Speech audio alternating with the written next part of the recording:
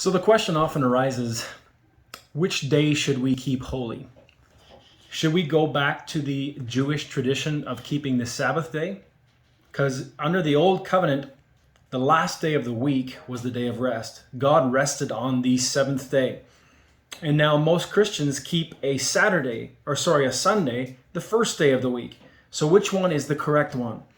I would say the Sabbath clearly is the Saturday. This was the day that God rested from all the creation that he had made. This is the day that he rested from the works which he had created and made. And yet, why then do Christians gather on a Sunday? The distinction is very important. The Sabbath day was given to man as a way of resting. And it was given specifically to Jewish people for a law, a command. Jewish people had a command saying, do no work on the Sabbath day. Now, under the New Covenant, a lot of Christians think that the Sabbath day moved to the Sunday. I don't think this is the case at all. And I want to show that to you from the scriptures here very briefly. Obviously, we could do a much deeper, more in-depth study. But if you turn in Hebrews chapter 4, it says this. In chapter 4, let's start in 3. For we which have believed do enter into rest. We which have believed do enter into rest. As he said, as I have sworn in my wrath, if they shall enter my rest, although the works were finished from the foundation of the world. I hope you're starting to get what I'm getting to. For he spake in a certain place of the seventh day, that's the Sabbath day, the Jewish Sabbath day, the Saturday. He spake in a certain place of the seventh day on this wise, and God did rest the seventh day from all his works. So then many people who are Sabbath keepers would say, see, there it's very clear. It is clearly the seventh day of the week. It's not the first day of the week. That's a sign of the mark of the beast or some crazy nonsense. But then he says this in verse 5, chapter 4, verse 5, and in this place again, he's still quoting an Old Testament source, if they shall enter into my rest. But they were keeping his rest. The Sabbath day was his rest. But yet now a prophet, after he has given the Sabbath day as a day of rest, the prophet is saying, if they shall enter into my rest. Which rest is he referring to? Verse 6, seeing therefore it remaineth that some must enter therein, and they to whom it was first preached entered not in because of unbelief. And he's talking about the time when the children of Israel were in the wilderness, and they were headed towards the promised land, the land of Canaan, the land of rest, where they wouldn't have to work for their food, so to speak. The gardens would be planted, the houses would be built, the cities would be there. They would just move into the promised land and they would have rest. He says many of them did not enter into that rest because they didn't enter in through belief. They failed to enter in because of unbelief. When you think of Adam, he was created on the fifth day, or the sixth day rather, and then the day he woke up, the day that he first time explored, the first time he woke up from sleep, he entered into a day of rest. It was the Sabbath day. He did no work. All the work was finished for him. There was nothing for him to do. There was nothing for him to complete. He could not help God complete the world in any way, shape, or form. The world was complete for him, and he entered into that rest. And then he says, in this place, if they shall enter my rest, seeing therefore it remaineth. So there's a rest that is coming that he's referring to, he's speaking about. Even after the days when the children of Israel entered into the promised land, there is still a day that he's saying, if they shall enter my rest. Again, verse 7, he limiteth a day, a certain day in David, saying in David through the book of Psalms, so 1,000 years later, give or take, maybe many more, he says this, today, after so long a time, as it is said, today, if you will hear his voice, harden not your hearts. For if Jesus, and it says Jesus, it's referring to Joshua, when Joshua led the children of Israel out of the wilderness into the promised land, he was supposed to be giving them rest. He said if Jesus, Joshua, had given them rest, then he would not afterward have spoken of another day. So there's another day of rest spoken of that Joshua did not take them into, nor did the Sabbath day fulfill this day of rest. So though Adam rested on the first day, though Moses commanded the children of Israel to rest on the Sabbath day, and though Joshua took the children of Israel into the promised land, that was not enough of a rest. He says there's still another rest coming. There's a rest that has not been realized yet. There remaineth therefore a rest unto the people of God. Verse 9. For he that is entered into his rest, he also hath ceased from his own works as God did from his.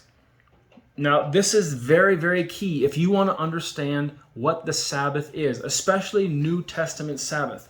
If you're a Jew and you were still under the old covenant, you're not a born-again Christian, it is very important that you keep the Sabbath day, because that was the day that God commanded they keep. But now he says there's a rest that is coming, and some of us have entered into that rest. He says it's a day in which you cease from your works. This does not mean you don't go to make food. This does not mean that you don't have a fire. This does not mean you don't travel. This means you stop working for your salvation. There's other verses that indicate this. In the book of Romans, it says, "To him that worketh not, but believeth on him that justifieth the ungodly, his faith is counted for righteousness." So, in order for you to enter into the one true Sabbath that matters, you need to cease from your works. You need to stop working even as God stopped working. God had finished everything in the first 6 days of creation. On the seventh day, he didn't make a thing. He started the ball rolling, and creation has self-generated, regenerated constantly since then. And now, when Jesus cried out on the cross, "It is finished," he was opening a door for us to be able to go into, and now we could have a rest, a full-time rest. Jesus Christ is our Sabbath. We enter into the rest of God. We cease from our works in the same way that God ceased from his works. So we have something far greater than a day of rest. Now, there's clearly nothing wrong with taking a day of the week, and I don't think it matters if it's a Saturday or a Sunday or a Wednesday, and taking a day of rest. That's fine. It's good for your body. It's good for your psychology. It's good for your mind.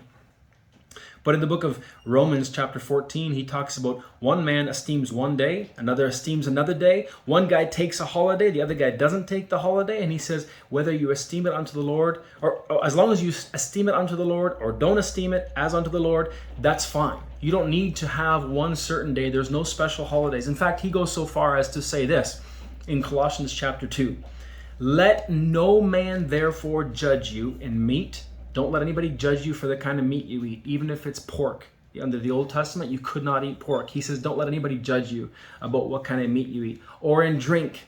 Many people judge for what kind of drinks you might have. Or in respect of an holy day, don't let anybody judge you about whether or not you respect a holiday, or of the new moon, or of the Sabbath days. Let no man therefore judge you whether or not you respect the Sabbath days or keep a certain day. Paul is talking to Gentile Christians, not Jewish Christians. He's making it very clear. If somebody comes along from the Jewish church, or today we would call them Christian Judaizers, they're trying to make everybody Jewish again, make them keep the holy days. He says if somebody comes along and wants to judge you about whether or not you're keeping the Sabbath days, don't give them any attention. Don't let anyone judge you. Be not deceived, he says in that same passage.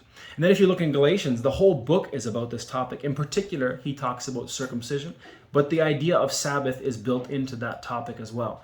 So he says this in Galatians chapter 3, verse 24 and 25. Wherefore the law, the Old Testament law, was our schoolmaster. It was our trainer. It was our educator to bring us to something. And he's speaking particularly about the Jews.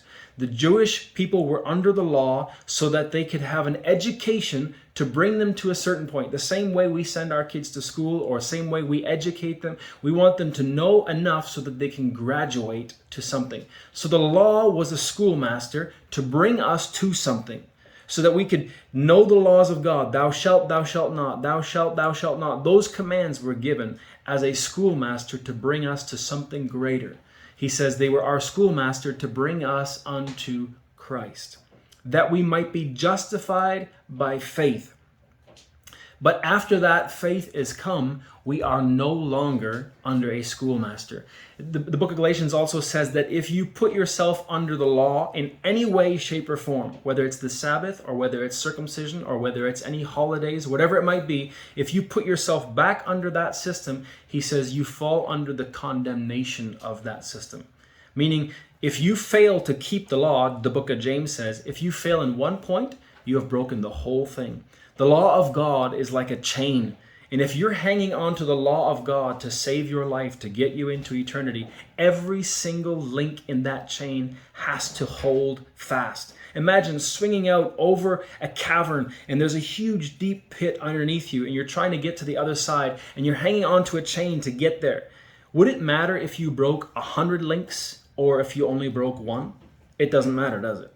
Because if you're holding on to that chain, the laws of God, the 10 commands of God, and all the other hundreds of them that are there, if you're hanging on to that and you fail in one point, the Bible says you've broken the whole thing. So if you don't keep the Sabbath day perfectly, and you're trying to keep the Sabbath day, you fall back under the condemnation of the law, meaning you should be stoned. You should be punished under the law. You need to offer a new sacrifice. But if we have ceased from our works, then we're swinging over that cavern, not on a chain of keeping our law keeping. We're being guided over that cavern by the great work of the Lord Jesus. We get to the other side not by having kept the laws of God, but by clinging to the grace of God, the goodness of God, the forgiveness and mercy of God. Jesus died so that we could get to the other side. Jesus did all the work that was required. He kept the Sabbath, he kept the laws, he kept all the feast days, he kept every law of God he possibly ever could have. And then he gave himself for us so that we can get to the other side without holding on to the law of God to get there.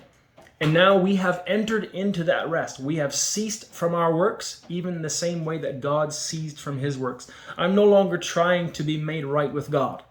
I am right with God. Therefore, I want to now obey him. This does not dismiss the idea of obedience. It just means we're not under the Old Testament law. We don't need the law of God to guide us. We now have the Spirit of God living inside of us, guiding us. And we are in a continual rest. Jesus says to the Jewish people that they should keep the law, and that the Sabbath was given for man to give them rest. But you notice never once in the Apostle Paul's writings in particular, never once does he talk about a Sabbath. Only here in the book of Hebrews, where maybe the Apostle Paul wrote it, only here does he mention the Sabbath, and he says the day of Sabbath was not enough. The rest going into the land of Canaan was not enough. The day of rest in the Garden of Eden was not enough. There remained yet a sacrifice. There remained yet a rest. And we who have trusted Christ have entered into that rest. This is the Sabbath of God. This is the Sabbath we all should keep, and we all get the benefit of because we enter into God's rest. God bless you.